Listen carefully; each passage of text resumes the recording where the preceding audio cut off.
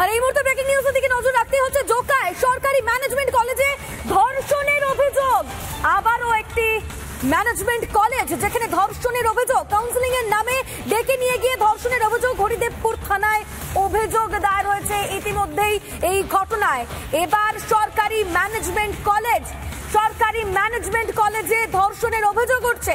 Counselling এর নামে ডেকে নিয়ে গিয়ে ধর্ষণের অভিযোগ। হরিদেবপুর থানায় অভিযোগ দায়ের হয়েছে ইতিমধ্যেই। ম্যানেজমেন্ট পড়ুয়াকে গ্রেফতার পুলিশের। জোকায় সরকারি ম্যানেজমেন্ট কলেজে ধর্ষণের অভিযোগ, কাউন্সিলিং এর নামে ডেকে নিয়ে গিয়ে ধর্ষণ করা হয় বলে অভিযোগ।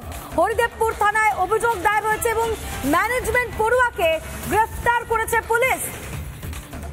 একের পর এক কলেজের ছবি সামনে চলে আসছে।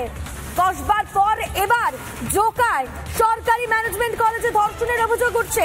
এই ঘটনায় ইতিমধ্যেই ম্যানেজমেন্ট পড়ুয়াকে গ্রেফতার করেছে পুলিশ।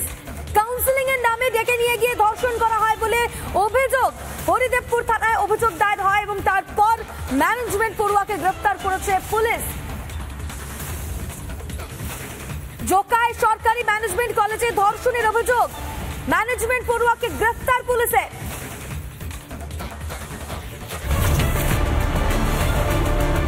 হাইপো গ্যাংয়ের গুন্ডাগিরি।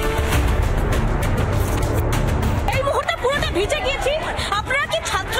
আপনারা জানেন একটা মহিলার গায়ে ভাবে রং দেওয়া যায় না। রেপ থ্রেট দেওয়া হয়েছে, মারা নিয়ে কথা বলছে, অনেক কিছু হয়েছে।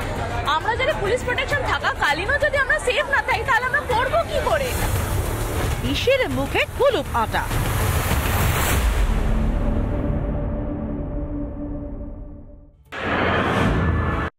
গাঙ্গেয় ঘূর্ণাবর্ত এবং তার পাশাপাশি ঝোড়ো অক্ষরেখার জেরে আগামী কয়েকদিন রাজ্য জুড়ে বৃষ্টির সম্ভাবনা দেখা যাচ্ছে।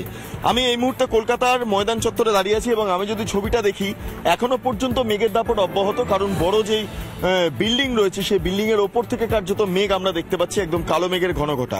এবং আজকে সকাল থেকে গোটা শহর জুড়ে কুয়াশার দাপট অব্যাহত এবং তার পাশাপাশি বিভিন্ন জায়গাতে সামান্য বৃষ্টিপাত হয়েছে, যেটা ভোরবেলা আমরা দেখতে পেয়েছি। কিন্তু পরবর্তী ক্ষেত্রে যত বেলা বাড়ছে সূর্যের আলো দেখা যাচ্ছে। তবে আলিপুর আবহাওয়া দপ্তর সূত্রে খবর যে বিকেল হলে আবার বৃষ্টির দাপট কার্যত চাক্ষুষ করা যাবে।